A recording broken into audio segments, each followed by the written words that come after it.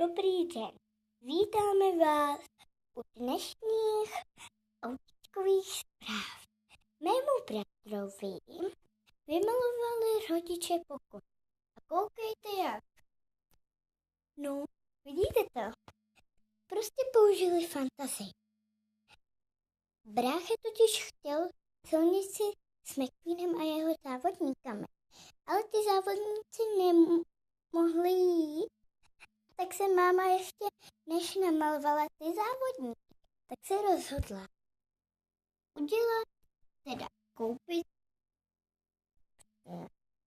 takovéto nálepky. No, je jich tady celý pokoj, skoro celý. Nad postelí to prostě má. Vidíte? Má to všude. Tady to má. Tady, dokonce i tady, ale tamhle to ještě nemá, protože on to tam nechtěl mít a už si to zamluvili, že už to nejde. No, prostě zapojili fantazii. Ty zelené poličky představují jako trávu. Koukněte se, že to vypadá jako tráva opravdu. No, takže